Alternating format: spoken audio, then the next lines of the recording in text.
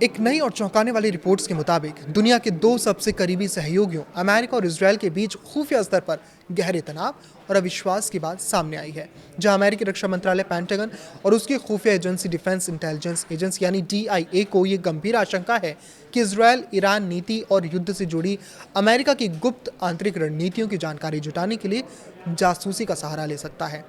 NBC news द्वारा सार्वजनिक की गई इस रिपोर्ट के मुताबिक DIA ने हाल ही में इसराइल से जुड़े खुफिया खतरे का एक नया और विस्तृत आकलन तैयार किया है, जिसके तहत इसराइल के लिए खतरे का स्तर बढ़ाकर क्रिटिकल यानी अत्यंत गंभीर कर दिया गया है।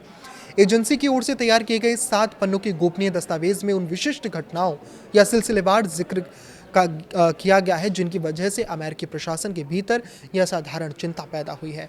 रिपोर्ट में खुलासा किया गया है कि कुछ हफ्ते पहले जब अमेरिकी प्रशासन और ईरान के बीच युद्ध विराम और संभावित बातचीत को लेकर बेहद संवेदनशील चर्चाएं चल रही थी, तब इसराइल को उन महत्वपूर्ण वार्ताओं की पूरी जानकारी नहीं मिल पा रही थी।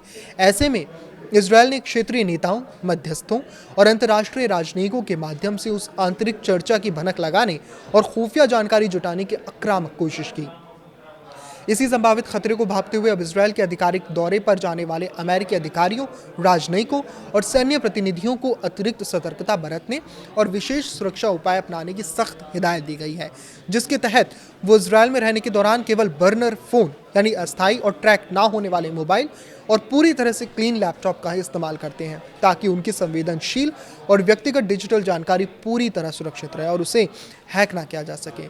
इसके अलावा ये अमेरिकी अधिकारी इसराइल के होटल के कमरों में भी किसी भी प्रकार की महत्वपूर्ण, गोपनीय या कूटनीतिक बातचीत करने में कड़ाई से बचते हैं, क्योंकि उन्हें वहां अत्याधुनिक सर्विलांस और बगिंग यानी कि रिकॉर्डिंग का डर सताता है।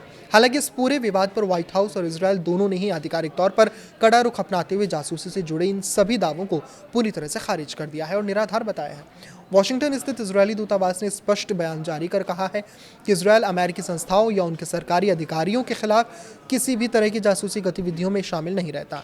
वहीं व्हाइट हाउस में एक वरिष्ठ अधिकारी ने यह भी बताया कि पूरी रिपोर्ट को तथ्यात्मक रूप से गलत बताया गया है। इसके बावजूद एक सीनियर अमेरिकी अधिकारी का मानना है कि अगर सहयोगी देशों के बीच भी एक दूसरे की टोह लेना और खुफिया जानकारी जुटाना अंतर्राष्ट्रीय राजनीति में बेहद अहम बात मानी जाती है, लेकिन इसराइल खुफिया जानकारी हासिल करने के मामले में वैश्विक स्तर पर काफ़ी आक्रामक और चालाक माना जाता है।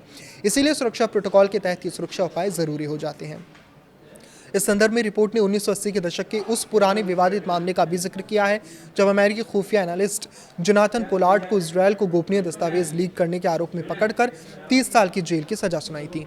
साथ ही साल 2013 में एडवर्ड स्नोडेन द्वारा किए गए ऐतिहासिक खुलासों को भी याद किया गया है, जिससे ये साबित हुआ था कि अमेरिका खुद भी अपने तमाम मित्र और सहयोगी देशों की बड़े पैमाने पर जासूसी करता रहा है। फिलहाल इस ताज़ा खुफिया आकलन ने दोनों देशों के कूटनीतिक गलियारों में एक नई बहस को जन्म दे दिया है। इस पर आपकी क्या राय है, हमें कमेंट करके ज़रूर बताएं। लाइक करें, शेयर करें और इसी तरह जुड़े रहें। नमस्कार।